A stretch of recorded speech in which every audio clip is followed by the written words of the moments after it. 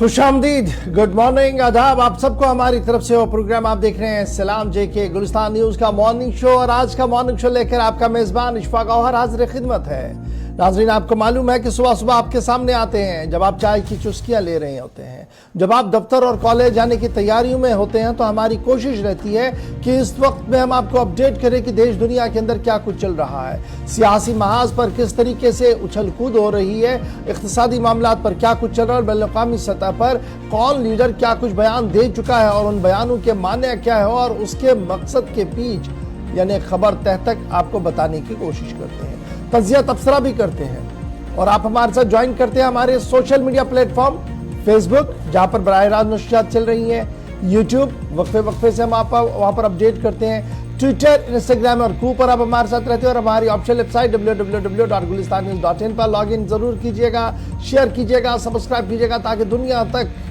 आपकी आवाज़ एक क्लिक का बटन से पहुंचे। यानी एक शेयर आप करेंगे तो आपकी आवाज़ और ज़्यादा मजबूती के साथ दुनिया तक पहुंचेगी। इस उम्मीद के साथ कि आप हमारी राब्ता साइटों पर हमारा साथ पूरा दिन देते रहेंगे। 10 बजे तक इस मॉर्निंग शो को आपके सामने रखेंगे। 3 पड़ावों पर प्रोग्राम होगा, और आज कोशिश ज़रूर ये हमारी होगी कि आज किसी भी तरह से आपकी फ़ोन कॉल्स को शामिल प्रोग्राम करवाया जाए। अगरचे खबरों की तादाद बहुत ज़्यादा हमारे सामने है, और उसमें सिलेक्ट करके कोई खबर आपके सामने ज़रूर रखेंगे, लेकिन आपकी फ़ोन कॉल्स को भी शामिल प्रोग्राम करेंगे। 9:40 आप ज़रूर डायल कीजिएगा, आपकी कॉल्स को शामिल प्रोग्राम करेंगे। लेकिन प्रोग्राम का आगाज़ करते हैं 25 अप्रैल सन 2023। लेकिन 25 अप्रैल की जब हम बात करते हैं तो हिस्ट्री ऑफ द डे पर सीधे चलेंगे। मेरे दोनों साथी दिल्ली स्टूडियो में मौजूद है, आसिफ रशीद और ज़हूर लोला भी। बहुत शुक्रिया दोनों का।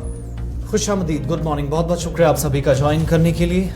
और आज अप्रैल की चूंकि 25 तारीख है, बताएंगे आपको हिस्ट्री ऑफ द डे में खास क्या है। सीधा ज़हूर के पास चलेंगे। बहुत बहुत शुक्रिया हमारे साथ ज्वाइन करने के लिए। मैं ज़हूर लोला भी आपके साथ। आज 25 अप्रैल है साल 2023। ताहम माजी में आज के दिन के हवाले से क्या कुछ हुआ है, क्यों माजी में आज का दिन खास है, चंद अहम वाक़ात कौमी और बैनुल-अक़वामी सतह के जो चंद अहम वाक़ात है वो आपके सामने रखने की कोशिश करेंगे। आज के दिन 1846 में टेक्सास पर इख्तिलाफात की वजह से अमेरिका और मेक्सिको के दरमियान जंग हो गई थी। 25 अप्रैल 1846 में। आज के दिन 1926 में रजा पहलवी ईरान का बादशाह बन गया। वो आज का दिन था जब ये हुक्मरान बन गया था 1926 में। और आज के दिन 25 अप्रैल 1945 में 50 ममालिक ने अक़वाम मुत्तहिदा का आगाज किया था। आज के दिन इसकी शुरुआत हुई थी, 50 ममालिक आपस में जुड़े थे और अक़वाम मुत्तहिदा इसका आगाज हुआ था। और आज के दिन 2005 में बुल्गारिया और रोमानिया ने यूरोपीय यूनियन में शमूलियत के माहदे पर दस्तखत किए थे। ये दोनों ममालिक आज के दिन 2005 में यूरोपीय यूनियन का हिस्सा बन गए थे। यूरोपीय यूनियन में इन्होंने शमूलियत इख्तियार की थी, उनके माहदे पर दस्तखत की थी आज के दिन 2005 में। और आज के दिन 25 अप्रैल है आज, और आज मलेरिया का आलमी दिन मनाया जाता है। इसके रोकथाम के लिए आगाही फैलाई जा रही है, और आपको बता दें करीबन निस्फ आबादी इस मर्ज की शिकार है। और आज के दिन 2010 में हिंदुस्तान ने यूटिलिटी हेलीकॉप्टर की खरीदारी का अमल शुरू किया गया था। वो आज का दिन था साल 2010 में। और आज के दिन 1954 में बिल लेब्स ने न्यूयॉर्क में पहली बार सोलर बैटरियां बनाने का ऐलान किया था। इस दिन की शुरुआत आज के दिन से हुई थी जब सोलर बैटरियां बनने लगी थी, और बिल लेब्स ने इसकी शुरुआत की थी न्यूयॉर्क में। और आज के दिन 1975 में सोवियत यूनियन ने ज़ेर ज़मीन एटमी तजुर्बा किया था, एटमी धमाका किया था। वो आज ही का दिन था 1975 में। चलिए, हिस्ट्री ऑफ द डे, बड़ी बातें आपके सामने। 8:41 हो गए हैं। प्रोग्राम का आगाज अब करते हैं खबरों के साथ। हिस्ट्री ऑफ द डे के बाद दूसरे पड़ाव पर हम जाते हैं। तमाम सोशल मीडिया प्लेटफॉर्म्स पर आप साथ देंगे, आप ताउन देते हैं, आपकी इस मोहब्बत के लिए इजहार तशक्कुर। लेकिन साथ साथ आपका फीडबैक बहुत जरूरी रहता है। अपने कॉमेंट सेक्शन में जाकर आरा जरूर पेश कीजिएगा, बताइएगा प्रोग्राम में कोई कोताही, गलती या कोई कमी हुई तो वो आपकी मदद से हम दूर करना चाहेंगे। शुरुआत पहली खबर के साथ। चलिए जनाब, पहली खबर की ओर आती है। जरा बात पाकिस्तान की करते हैं। पाकिस्तान के एक ऐसे तज्जिया निगार की करते हैं जो दुनिया भर के अंदर काफी ज्यादा मशहूर है और काफी माना जाना हुआ नाम है। अंदर की खबर जब भी बताते हैं तो कंट्रोवर्सियों का शिकार होते हैं। हामिद मीर का एक नया टेलीविजन इंटरव्यू सामने आया है, जिस सनसनीखेज टेलीविजन इंटरव्यू में उसने पाकिस्तान की सियासी और अस्करी क़यादत पर संगीन इल्जामात आयद कर दिए हैं। पाकिस्तानी सहाफ़ी हामिद मीर एक टेलीविजन इंटरव्यू के दौरान पाकिस्तान की मौजूदा सियासी सूरत हाल, इक़्तिसादी सूरत हाल और साबिका हुकूमत इमरान खान के दौरे के दौरान क्या कुछ सूरत हाल उभर कर सामने आई, पाक भारत कशीदगी और पाकिस्तानी अफवाज के जर्नल की तरफ से दिए गए बयान पर तबसरा कर रहे थे। और हामिद मीर का मानना है कि साबिक आर्मी चीफ कमर जावेद बाजवा लगातार इस बात के हामी थी कि पाकिस्तानी आर्मी के पास न तो वो कैपेसिटी है और ना ही वो कैपेबिलिटी है कि वो इंडियन आर्मी का मुकाबला कर सके, और ना ही पाकिस्तान के खजाने में उतना पैसा है कि वो जंग में जाकर किसी भी सूरत हाल का मुकाबला कर सके। जनरल बाजवा कई बार सहाफियों को और कई बार इमरान खान को इस बात की वकालत कर चुके हैं। इतना ही नहीं, हामिद मीर ने अपने सनसनीखेज इंटरव्यू में जो बात बताई वो ये बताई कि वजीर आजम नरेंद्र मोदी का दौरे पाकिस्तान मुतवक्का था और जनरल बाजवा और उनके हवारी लगातार कौमी सलामती के मुशीर अजीत डोभाल के साथ राब्ते में थे। और यह मामला 2019 के बाद का था, जब भारत की तरफ से खुसूसी इख्तियारात जम्मू कश्मीर को खत्म कर दिए गए थे। पाकिस्तान एक रेड लाइन खींच चुका था दुनिया के सामने, लेकिन अंदर खाने भारत और पाकिस्तान के बीच मज़ाकराती अमल जारी था और दौरा पाकिस्तान वज़ीर आज़म नरेंद्र मोदी का मुतवक्का था 21 तारीख को सन 2021 में। और ये तारीखों का ऐलान खुद जनरल बाजवा ने सहाफियों के सामने भी किया था और खुफिया मुलाकातों के दौरान भी किया था। लेकिन उस वक्त के वजीर खारजा ने डट कर मुकाबला किया और कहा कि ये अंदरूनी सलामती के लिए एक बड़ा खतरा होगा। कमर जावेद बाजवा पर पैदर पे हमले करते हुए उन्होंने कहा कि बाजवा ने कभी भी पाकिस्तानी आर्मी की पीठ नहीं थपथपाई, बल्कि हमेशा मुल्क को कमजोर समझा, जिसकी वजह से सूरत हाल आज यहां तक आ चुकी है। उसके बाद इमरान खान ने फैज साहब को कहा कि भाई आप फॉरेन ऑफिस को तो ऑन बोर्ड लें।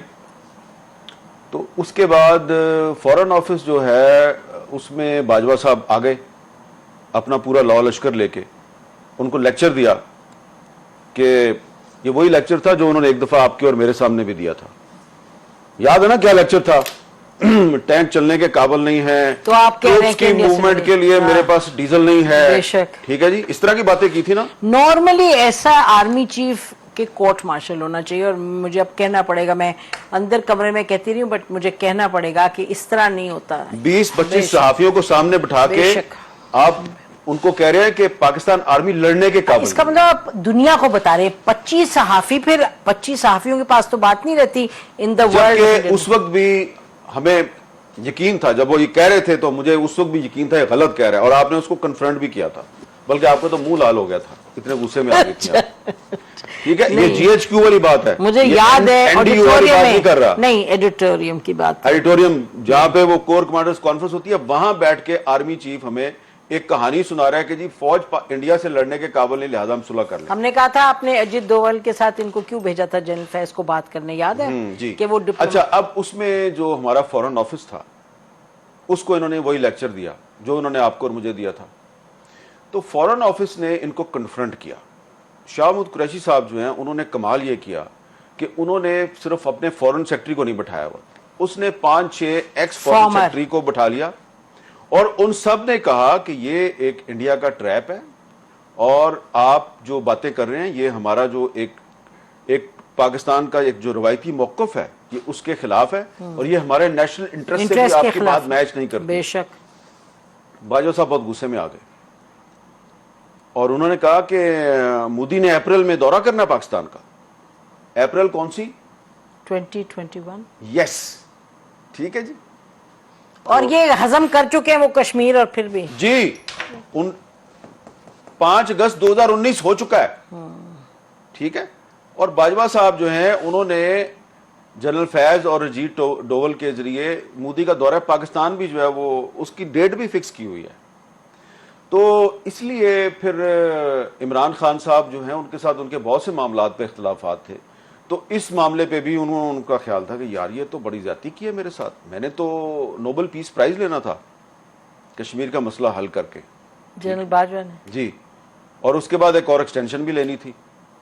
तो अब भले शाहबूद कुरैशी साहब इस पे बात ना करें और इमरान खान साहब भी बात ना करें, लेकिन मुझे और आपको तो कभी ना कभी करनी है ना।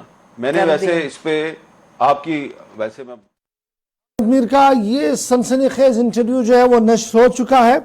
उसमें से चंद बातें हमने आपके सामने रख दी कि किस तरीके से पाकिस्तान की इस्टेब्लिशमेंट और पाकिस्तानी पॉलिटिकल पार्टीज की लीडरशिप, पाकिस्तानी लीडरशिप जो है वो किस तरीके से जम्मू कश्मीर के मामले पर रोना रोती है, लेकिन अंदर खाने क्या कुछ चल रहा था, जनरल साहब की पॉलिसी क्या थी, इस पर पूरा मामला जो है वो हामिद मीर ने पर्दा खोल दिया है। एक इंटरनेशनल टेलीविजन इदारे के साथ गुफ्तगू कर रहे थे और ये पूरा इंटरव्यू जो है यूट्यूब पर दस्तियाब है, आप इसको देख सकते हैं और हमारी राब्ता साइट पर भी आएंगे तो थोड़ी देर में आपको वहां पर भी इन सभी इख्तिसाबात को सुनेंगे, देखेंगे। और खुद पाकिस्तान के अंदर इस पर काफी ज्यादा गहमा गहमी मच चुकी है। इमरान खान जो कल तक जम्मू कश्मीर के मामले पर एक लाइन खींचे हुए थे और भारत के साथ मुज़ाकरात और दीगर मामलात के हवाले से एक लाइन बात बता रहे थे, वहां पर हिज़्ब इख्तिदार ने अब इमरान खान और दीगर क़यादत से पैदर पे सवालात पूछे और कहा है कि क्या अंदर खाने ये सब कुछ चल रहा था और कौम को कुछ और बताया जा रहा था। बहरहाल ये तो थी बात जनाब सरहद पार की कि कैसे सियासतदानों से पर्दा जब हटता है तो असल कहानी सामने आती है। और खबर तह तक बता दी थी हामिद मीर ने एक बड़े इंटरव्यू में, जिसमें उन्होंने कहा कि पाकिस्तान की पॉलिटिकल क़यादत दोहरी है, दिखती कुछ है और करती कुछ और है। फिलहाल बढ़ते हैं जी आगे, जरा एक और अहम और बड़ी खबर की ओर आते हैं और बात करते हैं उस अनमोल खजाने की जिसे हम वाटर बॉडीज कहते हैं, यानी आबी ज़खायर। कल आपको याद होगा कि ज़हूर ने कहा था कि जनाब कौमी सतह पर आबी ज़खायर का एक सेंसस सामने आया है, मरदमशुमारी हुई है, लेकिन उसमें से एक हिस्सा जो था वो जम्मू कश्मीर का है। और डिटेल्स में आपके सामने रखने की कोशिश कर रहा हूं कि जनाब ये जो पहला सेंसस मिनिस्ट्री की तरफ से सामने आया है, वजारत की तरफ से सामने आया है वाटर बॉडीज को लेकर, उसमें जम्मू कश्मीर के लिए कोई अच्छी खासी राहत नहीं है। और जम्मू कश्मीर की वाटर बॉडीज में से तकरीबन 23% वाटर बॉडियां जो है वो खत्म हो रही हैं या खत्म हो चुकी हैं, खत्म हो रही है या खत्म हो चुकी है 23% वाटर बॉडियां जो है। और तकरीबन 103 आबी पनागाहों पर नाजायज कब्जा है। सरकार की तरफ से इस बात का भी खुलासा पेश कर दिया गया है। अब जब मैं वाटर बॉडीज की बात करता हूं तो ये सिर्फ वो जनाब डल और झील और निगीन और दीगर चीजें नहीं है, हमारे पास और भी कई जगह सर्स है और उनका पानी है या छोटे छोटे पॉन्ड्स हैं, उन पर लगातार कब्जे हुए हैं और 103 वाटर बॉडीज ऐसी हैं जिन पर कब्जा हुआ है। सरकार जम्मू कश्मीर की इसको मान चुकी है। और जो सेंसस हुआ है उसमें 9775 वाटर बॉडियां हमारे पास हैं, जिनमें 3519 कुदरती हैं और 6246 इंसानों की तरफ से बनाई गई है, मैन मेड है, यानी कहीं पर सरबंद बनाया गया, कहीं पर कुछ बनाया गया। तो ये तकरीबन 6246 के करीब मैन मेड है और नेचुरल कुदरती जो है वो 3519 है। अब एक रेड लाइन जो इसके अंदर की है बस आपके सामने रख के दूसरी खबर पर आऊंगा। 2000 से ज्यादा पॉन्ड्स जो है वो इस वक्त यूज नहीं हो रहे हैं, यानी जो छोटे छोटे पॉन्ड्स हमारे गांव देहात के अंदर होते थे जहां पर पानी रहता था, बारिश का पानी रहता था और बाद में उसको इस्तेमाल भी किया जाता था, वो आजकल हमारे पास नहीं है। 900 से ज्यादा खुश्क हो गए हैं, 21 पर कंस्ट्रक्शन बन गई है, 19 पर सिल्ट और दीगर चीजें इस तरीके से आई हैं कि वो काबिल आमद नहीं, काबिल यूज नहीं बची है। 193 मुकम्मल तौर पर डिस्ट्रॉय हो गई है और उनको दोबारा से रिवाइव नहीं किया जा सकता है। और इस तरीके से इंडस्ट्री और दीगर चीजों का जो फिजलाजात और दीगर चीजें हैं उन्होंने तकरीबन 827 आबी पनाहगाहों की तबाही मचा दी है। ये सरकारी अदाद-ओ-शुमार में आपके सामने रख रहा हूं। आगे क्या कुछ कहा जा रहा है जी, एक जम्मू कश्मीर के हवाले से बड़ा इंपॉर्टेंट है, इसलिए जरा ध्यान से सुनिएगा। रिपोर्ट आगे कह रहा है जी जनाब 36% यानी 3519 कुदरती और 64% वो हो गया जी 6246 मैन मेड वाटर बॉडियां हैं जो मैंने पहले आपको बता दी। और नेचुरल वाटर बॉडियां जो हमारी हैं वो सबसे ज्यादा है, लेकिन खतरा लाहक जो हुआ है वो सबको हुआ है, मैन मेड को भी लाहक हुआ है और नेचुरल को भी जो है वो खतरा लाहक हुआ है।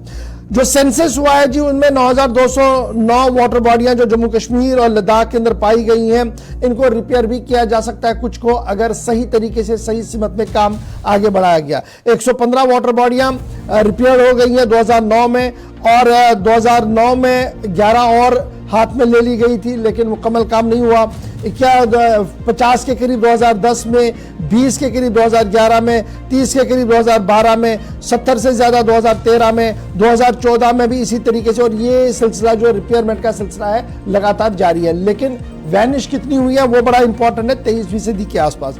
और सेंसस ये भी बता रहा है कि जनाब हमारे पास जो पानी था, ये जो कुदरती चश्मे हमारे थे, कुदरत का ये जो अनमोल खजाना हमारे पास था, ये नेचुरल वाटर इतना कीमती पानी था कि इसमें तरह तरह का पानी था। एक वो पानी जो हम यूज करते हैं यानी पीने के काबिल था, दूसरा वो पानी जो मादनियात के लिए इस्तेमाल होता है, तीसरा वो पानी जो दवाइयों के लिए इस्तेमाल हो रहा है। हर तरह का पानी अल्लाह ने हमारे यहाँ रखा था, लेकिन जो तबाही हमने मचा दी है उसके बाद सूरत हाल ये है कि आहिस्ता आहिस्ता करके खत्म हो रहे हैं, और जो क्राइसिस है वो हर दिन बढ़ रही है। अब ये क्राइसिस जब बढ़ रही है तो जम्मू के रजौरी, पुंछ, डोडा से आप शुरू कीजिए, लखनपुर तक आइए, फिर कुपवारा, खुमरियाल से शुरू कीजिए या एलओसी से शुरू कीजिए, और श्रीनगर के टॉप तक या आप काजीकुंड तक जाइए। शायद ही कोई गांव आपको ऐसा होगा जहां पर ये कुदरती चश्मे या कुदरत का अनमोल खजाना ना हो। लेकिन आहिस्ता आहिस्ता होने के साथ साथ, वक्त गुजरने के साथ साथ बुजुर्गों के ये असासे हमसे खत्म हो गए, हमारी अपनी गफलत की वजह से। और माहिरीन का मानना है कि अगर इसको सही तरीके से नहीं लिया गया आज भी, तो आने वाले दिनों में पानी की शदीद किल्लत पूरी दुनिया में तो होगी होगी, भारत के अंदर भी पैदा होगी, लेकिन जम्मू कश्मीर इससे अलग नहीं रह सकता है। जहां हम ये खुद को बहलाने के लिए कहते हैं कि जम्मू कश्मीर के अंदर चश्मे हैं जी, पानी ही पानी है, लेकिन एक बूंद पानी की नहीं बचेगी अगर इसी तरीके से तबाही होती रही आबी पनागाहों की। तो ये जनाब सिर्फ तमहीदन ये बात मैंने आपके सामने रख दी कि हम खुद यानी हम भी, आप भी एहसास इस चीज का करें कि आबी पनागाहों पर तिजारत ना करें, आबी पनागाहों पर हम तामीरात ना खड़ा करें, आबी पनागाहों की तबाही ना करें। और अगर इंडस्ट्रियल एरिया के अंदर भी कोई इस तरीके का असासा है तो उसको बचाने के लिए हुकूमत की तवज्जो मबजूल कराएं, उनकी ज़मीर को झंझोड़ें और उन तक ये आवाज़ ज़रूर पहुंचाएं कि कल जंग इस पे ना हो बल्कि अमन कायम रहे और ये पानी बरकरार रहे। जी आसिफ। चलिए, ये तो बात एक पॉलिसी के हवाले से थी, सरकार की पॉलिसी क्या है और उसके नताइज हमारे सामने क्या है। लेकिन एक और पॉलिसी की तरफ आपको लिए चलते हैं। सरकार ने मरकजी सतह पर, आपको याद होगा कि 2020 में नई तालीमी पॉलिसी लाई, उसके बाद बड़े पैमाने पर तब्दीलियां हर रियासत और मरकज के ज़ेर-इंतज़ाम इलाकों में मुल्क के अंदर एक कैलेंडर के मुताबिक काम करने पर फोकस किया गया। लेकिन आहिस्ता आहिस्ता अब तक जो बच्चों के लिए कवायद बन रहे थे, असातिज़ा के लिए भी, टीचर्स के लिए भी, या तालीमी पॉलिसी को कामयाब बनाने में जिन लोगों का बड़ा इंपॉर्टेंट रोल होगा उनके लिए अब बाकाज़ाब्ता तौर पर हुकूमत एक और पॉलिसी लेकर आई है, और वो है ट्रांसफर पॉलिसी महकमा तालीम के अंदर कैसी होगी। बात जब तक जम्मू कश्मीर की है या अलग अलग जोन्स की है, मुख्तलिफ हिस्सों की है, तो वो भी एक एक करके आपके सामने रखेंगे। लेकिन जो अब ट्रांसफर्स का, इस बार स्कूल एजुकेशन डिपार्टमेंट की तरफ से, स्कूल एजुकेशन डिपार्टमेंट जो है उसने ट्रांसफर पॉलिसी जो नोटिफाई किया है, जिन चीज़ों का मुशाहिदा किया गया है, अब तक जो ट्रांसफर्स हुआ करती थी उससे ये मुख्तलिफ तरीकाकार होगा कि तमाम मुंतकलियाँ या तमाम ट्रांसफर जो है वो ऑनलाइन की जाएगी, नंबर 1। दूसरा, जब सेशन ऑलमोस्ट कंप्लीट होने के करीब होगा, यानी तालीमी सरगर्मियां मुतासिर भी ना हो, ये एक थोड़ा सा शायद पॉइंट अच्छा नजर आए कि स्कूल एजुकेशन डिपार्टमेंट ने इस पॉलिसी को जब वाजे किया है, मुतल्ला किया है, तो जब पॉइंट टू पॉइंट चीजें मेंशन की जा रही थी, तब सेशन जब क्लोज ऑलमोस्ट होने के होगा, उस वक्त पॉलिसी के मुताबिक ट्रांसफर असातिज़ा की जाएगी, महकमा तालीम के अंदर जिम्मेदारान की जाएगी।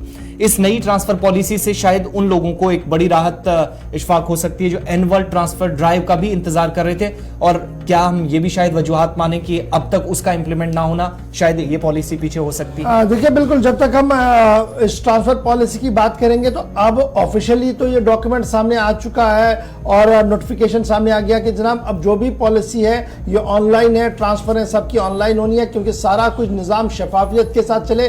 क्योंकि ये माना जा रहा था कि पैसे के बलबूते पर और असर रसूख के बलबूते पर कई चीजें ऊपर नीचे होती थी और फाइलों में दब जाती थी, लेकिन अब ये फाइलों में नहीं दबेंगी क्योंकि ट्रांसफर पॉलिसी को ऑनलाइन कर दिया गया है और सेशन क्लोज होने पर ही ट्रांसफर होंगी।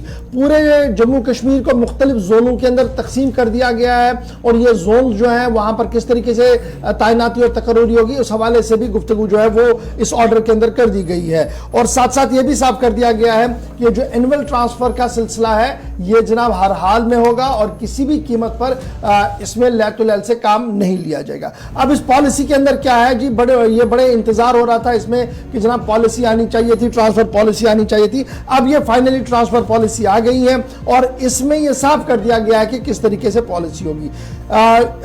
वो जोन 1, 2, 3, 4 और 5 जोन बनाए गए हैं और इन 5 जोनों के अंदर ही पूरे जम्मू कश्मीर को तकसीम कर दिया गया है। और टेन्योर जो जोन 1, 2 और 3 का होगा, यानी जोन 1, 2 और 3 का जो टेन्योर होगा वो कम से कम 3 साल होगा, यानी एक उस्ताद 3 साल उस स्कूल में रह सकता है जो जोन 1, जोन 2 और जोन 3 के अंदर रहेगा। और इसी तरीके से जोन 4 और जोन 5 के अंदर बिल तरतीब 2 साल और 1 साल होगा। ये क्लियर कर दिया गया कि जोन वाइज जो जिस जोन में होगा कितने साल में वहां पर रहेगा और कितने साल के बाद उसकी ट्रांसफर होगी। और साथ साथ सरकार ने यह भी साफ कर दिया कि जनाब सिर्फ ये जो अपने उस्ताद हैं उनकी ट्रांसफरें नहीं होनी है जी इस पॉलिसी के तहत, बल्कि एडमिनिस्ट्रेटिव पोस्ट पर जो लोग बैठे हैं, जो सीईओज हैं, प्रिंसिपल्स हैं, हेडमास्टर्स हैं, ZEOs हैं या इक्विवेलेंट टू दैट है, उनकी भी ट्रांसफरें जो होनी है वो हर 2 साल और 3 साल के दरमियान होनी है। यानी 2 साल कम से कम, ज्यादा से ज्यादा 3 साल, 3 साल से ज्यादा ना तो प्रिंसिपल रह सकता है, ना हेडमास्टर रह सकता है और ना ही इक्विवेलेंट टू दैट पोस्ट कोई वहां पर रह सकता है। 2 से 3 साल की मुद्दत जो है यहां पर तय कर दी गई है। अब इसमें मजीद जो दिलचस्प बात है वो ये है कि म्युनिसिपल एरियाज के अंदर, यानी Srinagar municipal corporation, Jammu municipal corporation का जो हुदूद है उसे जोन 1 में कर दिया गया है। तो मैंने पहले ही आपको कहा कि जोन 1 में 3 साल आपने रहना है, जोन 2 में और जोन 3 में किस तरीके से, वो मैंने आपके सामने पहले ही रख दिया। तो म्युनिसिपल कमेटी के हुदूद के अंदर, हेडक्वार्टर के जोन के अंदर, लिमिट्स के अंदर जो है वो जोन 1 कर दिया गया है। और जो एरिया म्युनिसिपल डिस्ट्रिक्ट हेडक्वार्टर के जोन में आता है वो जोन 1 होगा। और आउटसाइड द म्युनिसिपल लिमिट्स जो है, यानी म्युनिसिपल हुदूद के बाहर, वो अप टू 20 किलोमीटर, यानी अगर हम श्रीनगर म्युनिसिपल कॉर्पोरेशन की बात करें तो लास्ट हद कहां पर है जी, दरगाह की, दरगाह के ऊपर वाला एरिया जो होगा up to 20 kilometre district headquarter से वो जोन 2 में पड़ेगा। और इसी तरीके से beyond the 20 kilometre to 40 kilometre district headquarter से इसको जोन 3 में, यानी तीसरे जोन में जो है वो तकसीम कर दिया गया है।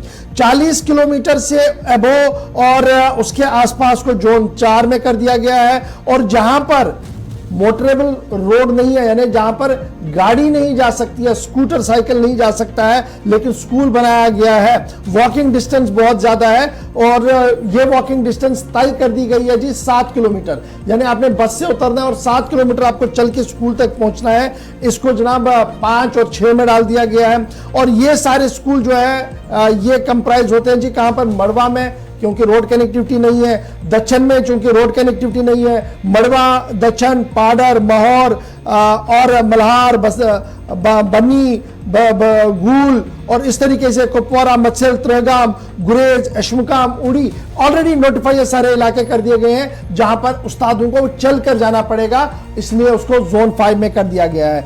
जितनी भी ट्रांसफर पॉलिसियां हैं जो अभी तक थी वो मनसूख हो गई है, नई पॉलिसी का इतलाक कर दिया गया है और एकेडमिक सेशन क्लोज होने पर ट्रांसफर होगी। अब ये मिड ट्रांसफर भी होगी, इसके लिए भी एक विंडो खोल दिया गया है। कहा गया कि जनाब अगर मिड ट्रांसफर करनी होगी तो वो टीचर की परफॉर्मेंस को देखकर होगा और ये देखा जाएगा कि इसके जाने से फायदा क्या है, नुकसान क्या है, और जहां इसको भेजा जा रहा है वहां पर फायदा क्या है, नुकसान क्या है, और ये सारी इवैल्यूएशन करने के बाद ही मिड ट्रांसफर भी होगी, लेकिन ये बहुत कम होगी। इसके साथ साथ यूटी लेवल और डिस्ट्रिक्ट लेवल के जो काडर के लोग हैं उनकी ट्रांसफरें भी होंगी, लेकिन उनकी ट्रांसफरें as per the require available post जो होगी उस तरीके से होंगी। अच्छा जी, अपॉइंटमेंट जो RBA ALC के कैटेगरी में आई है उस पर साफ कर दिया गया है कि जो जम्मू कश्मीर रिजर्वेशन एक्ट सन 2004 का है रूह, उस रूह को पामाल करने की किसी को इजाजत नहीं होगी। जिस रूह के तहत ये नौकरियां दी गई, अपना टेन्योर जो मुकम्मल करना है इन जगहों पर आरबीए और एएलसी के अंदर, जब तक वो मुकम्मल नहीं होगा तब तक उन्हें ट्रांसफर नहीं होगी, और जहां भेजा जाएगा उन्हें वहां पर भी अपनी मियाद उन्हें मुकम्मल करनी होगी। तो इस तरीके से वैकेंट पोस्ट और दीगर हवालों से जो टेम्परेरी अरेंजमेंट्स है उस पर भी इसका इतलाक होगा। ताहम इस पॉलिसी का इतलाक आरईटीज यानी रहबर तालीम पर नहीं होगा, आरआरईटीज पर नहीं होगा, इनिशियल अपॉइंटीज पर नहीं होगा, क्योंकि स्पेसिफिक ऑर्डर जो है, ट्रांसफर ऑर्डर जो है, ये उन लोगों के लिए जो ऑलरेडी एक एस्टैब्लिश सिस्टम के तहत काम कर रहे हैं। तो ये है जनाब ट्रांसफर पॉलिसी जम्मू कश्मीर के अंदर उस्तादों के हवाले से महकमा तालीम ने ऑनलाइन कर दी है। अब ये कितना फाल, कितना बेहतर, कितना मुतहरिक होगा, उसके लिए थोड़ा सा इंतजार करना होगा, क्योंकि कल से ही इस पर खबर आना शुरू होगी। कल रात को नोटिफिकेशन आई है, आज अपलोड हुआ है। अब देखना होगा कि जब ट्रांसफरें होनी है, जब दीगर सिलसिला चलना है, तो वो किस तरीके से चलेगा। फिलहाल इस पर हमारी भी नजर रहेगी, आपकी भी नजर रहनी चाहिए। छोटा सा ब्रेक होगा जी, यहाँ पर ब्रेक के उस पर आएंगे। तो जिनके पास मकान नहीं है वो तैयार हो जाए, क्योंकि सरकार का एक बड़ा फैसला आया है। और फिर आपको ये भी बताएंगे कि सरकार के बड़े दावे तो हैं कि हम रसूल रसाइल के रास्ते तलाश कर रहे हैं, हाईवे को बना रहे हैं। जम्मू के हाईवे की कहानी आपको आज से बताएंगे, लेकिन छोटे से ब्रेक के बाद।